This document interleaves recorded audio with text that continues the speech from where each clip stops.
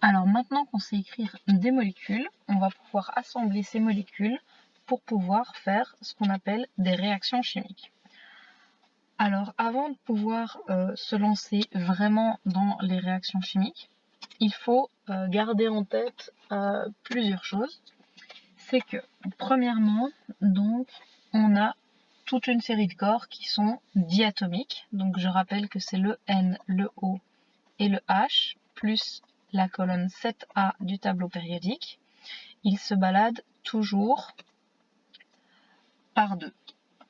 Ensuite, eh bien, avant de pouvoir faire vraiment des réactions, il y a un grand principe général à retenir, qui est que dans une molécule AB, le premier atome ou groupement d'atomes est toujours plus, le deuxième est toujours moins. Si on fait donc réagir, et puis on a croisé les valences, petit b et petit a. Si on fait réagir deux molécules ensemble, AB plus CD, eh bien, étant donné que le premier est toujours plus et que le deuxième est toujours moins, et que un plus ne peut se mettre qu'avec un moins, il n'y a que une seule recombinaison possible, c'est-à-dire que le A est obligé de se mettre avec le D, et le C est obligé de se mettre avec le B, mais attention, vu que le C est positif ici et que c'est lui qui doit toujours aller devant, on est obligé d'inverser C et B, c'est-à-dire qu'on ne peut pas juste garder BC dans le sens de la lecture.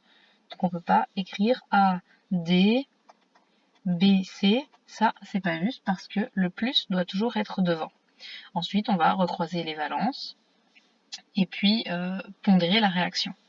Donc ça veut dire que la première étape c'est recombiner les atomes.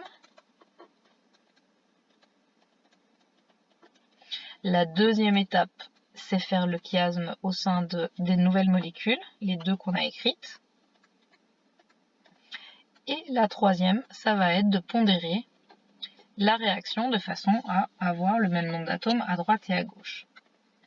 Alors, si on applique ça à un exemple, et qu'on prend du MgNO3 pris deux fois plus du NaBr par exemple, eh bien, la première étape, c'est de recombiner les atomes. Donc, je vais d'abord devoir les séparer en AB et en CD. Donc, le Mg prend la place du A, le NO3 du B, le C, c'est Na et le D, c'est Br. Donc, je recombine. On appelle ça aussi une réaction de tête à queue parce que la tête de la première molécule va se mettre avec la queue de la seconde et inversement. Donc, le A va se mettre avec le D. J'ai donc Mg qui se met avec le Br et le Na qui se met avec le NO3 dans le sens Na devant parce que le positif doit toujours être devant. Donc Na, NO3. Ça, c'était l'étape 1. Ensuite, il faut recombiner. Non, ça, c'était la recombinaison. Ensuite, il faut faire le chiasme. Alors, le Mg, si vous allez voir dans le tableau périodique, il a la valence 2. Le Br, il a la valence 1. Donc, je vais faire Mg, Br, 2. Le Na a la valence 1 et le NO3 a la valence 1. Donc, ils sont tous les deux présents une fois et c'est bon. Ensuite, troisième étape, il va falloir pondérer la réaction. Donc je vais compter, j'ai un atome de magnésium à gauche, j'en ai un à droite.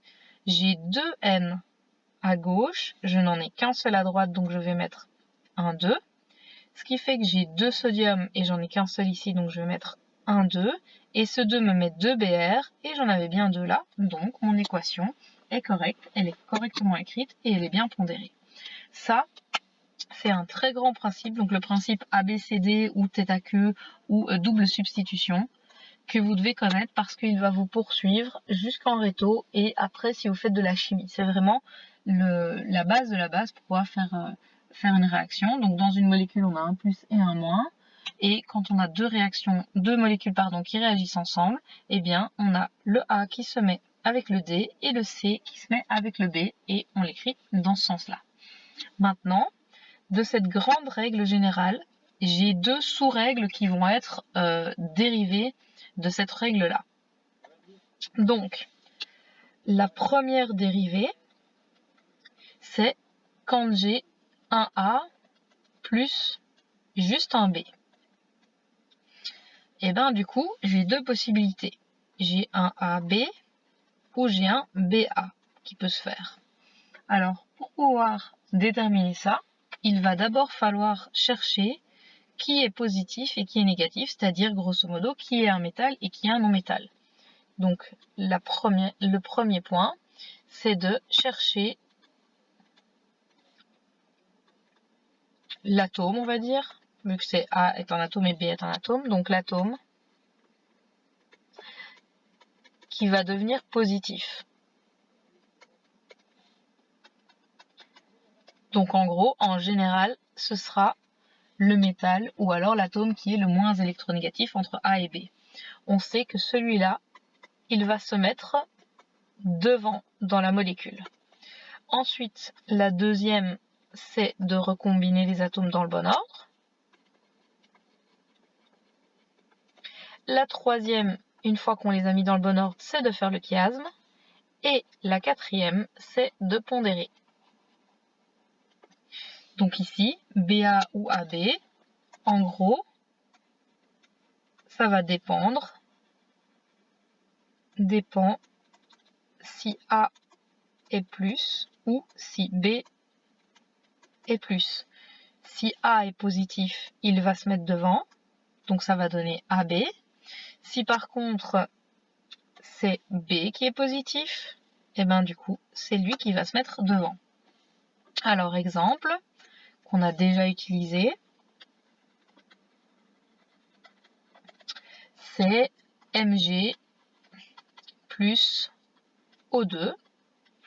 Donc j'ai A plus B, le B il peut être mono ou diatomique, ça change rien. Donc je sais que le métal c'est le magnésium, donc c'est le magnésium qui va se mettre devant.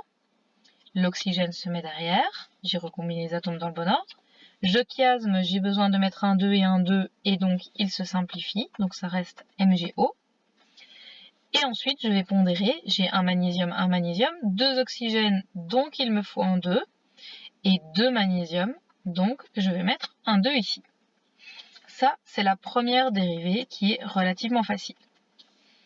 Ensuite, il y a une dérivée qui va être plus compliquée. Donc la deuxième dérivée qui va être cette fois A plus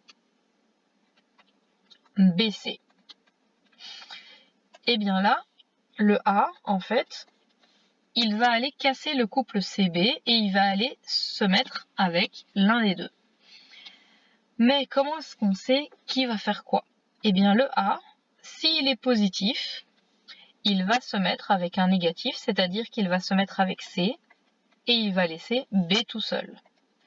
Par contre, si A est négatif, eh bien il va se mettre avec le positif dans l'autre sens d'ailleurs, donc il va se mettre avec B, B, A, et il va laisser cette fois le C tout seul. Donc en fonction du signe du A, s'il est positif, il doit se mettre avec un négatif, il va se mettre avec le C, et il laisse B tout seul. S'il est négatif, il va se mettre avec le positif B, et c'est B qui prend la place devant, BA, et il laisse C tout seul. Donc en premier, on va chercher si le A est positif ou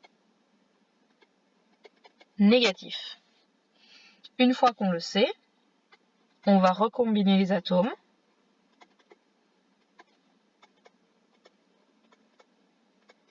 Ensuite, dans les molécules qu'on a recombinées, on va faire le chiasme. Et puis, on va pondérer. Par contre, il va falloir faire très attention ici, pour le C et pour le B. Et il faut faire attention si le C ou le B, donc en fonction du cas dans lequel on est un des atomes qui est toujours diatomique.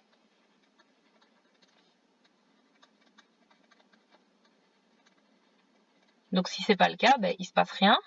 Mais si par contre il fait partie du NOH ou de la colonne 7, du coup il va falloir mettre B2 ou C2 en fonction du cas dans lequel on est. Donc quand un atome se retrouve tout seul, il faut vérifier si c'est un des éléments qui est diatomique et donc le laisser sous forme diatomique, ou alors le laisser tout seul s'il est tout seul. Donc, exemple, si on fait réagir de l'aluminium avec du H3PO4, alors le Al est tout seul et le H3PO4 il se coupe entre le H et le PO4. Donc le Al, je vais voir dans mon tableau périodique, il est positif parce que c'est un métal, donc il va se recombiner avec le négatif. Donc Al se met avec le PO4. Résultat, le Al a été mis, le PO4 a été mis, tout ce qui me reste, c'est de l'hydrogène. Donc je vais recopier de l'hydrogène. Attention, je ne recopie pas H3, je recopie que H. Maintenant, je vais faire le chiasme. Le Al a la valence 3, donc le PO4 prend un 3. Le PO4 a la valence 3, donc il prend un 3. Donc les deux sont simplifiés, ce qui veut dire qu'on met rien. Et le H, attention, celui qui reste tout seul ici, le H fait partie de ceux qui sont diatomiques. Donc je mets un 2. Et puis je vais pondérer. J'ai un aluminium, un PO4, un PO4. J'ai 3 hydrogènes et 2 hydrogènes. Donc je vais mettre un 2 ici et un 3 là. Le fait de mettre un 2 ici change mon nombre de P qui monte à 2. Donc je vais mettre un 2 ici. Et le fait de mettre un 2 ici change mon nombre d'aluminium qui me fait mettre un 2 là. Donc, en gros, cette première règle du ABCD, c'est une chose primordiale parce que la très grande majorité des réactions chimiques, elles vont fonctionner comme ça. En tout cas pour celles qu'on va avoir. Donc, ABCD, le premier va se mettre avec le deuxième, lui se met avec celui-là et on les retourne parce que c'est toujours le C qui doit être devant. Mais ce cas de figure peut être adapté quand, par exemple, à la place d'avoir AB plus CD, on n'a que A plus B. Là, il n'y a pas 36 possibilités. Je peux faire AB ou BA. Ça va dépendre de celui qui est positif qui se met devant ou de celui qui est le plus électronégatif qui va se mettre derrière. Et ensuite, on a un dernier cas qui est quand on a un atome qui réagit avec une molécule. Cet atome va venir casser la molécule pour voler l'un des deux atomes. Et il va voler lequel? Eh bien, il va voler le positif ou le négatif en fonction de sa nature à lui. Donc, exemple, si on a de l'aluminium qui est un métal, le métal va venir voler le groupement pour pouvoir se combiner et laisser l'hydrogène tout seul. Alors, ce ne sera pas tout le temps de l'hydrogène. Imaginons qu'on écrive une réaction entre du magnésium et du NaNO3 par exemple. Eh bien, le magnésium, il est positif, il va donc se combiner au NO3. Mg se met avec NO3. Il me reste Na qui est tout seul, donc je mets du Na. Le Na fait pas partie des diatomiques, donc lui il reste monoatomique. Je croise les valences, le Mg a la valence 2, le NO3 1, et puis je pondère un magnésium, 2N, il me faut un 2 ici, du coup 2Na, je mets un 2 là, et si je vérifie les oxygènes, 2 x 3, 6, et 2 x 3, 6. Donc ça, c'est la très très grande majorité des réactions chimiques. Après, on va avoir 4 autres réactions qui font des trucs complètement à part, dont on parlera plus tard parce qu'elles sont un peu pénibles et que elles font des trucs complètement illogiques qu'on ne peut pas prédire et qu'il va falloir étudier cette fois par cœur. Alors que ici, pour ces réactions-là, c'est vraiment juste de la compréhension des grands principes, qui est positif, qui est négatif, qui va se mettre devant, qui va se mettre derrière, croiser les valences et puis pondérer. Donc ici, on est bien que dans de la compréhension.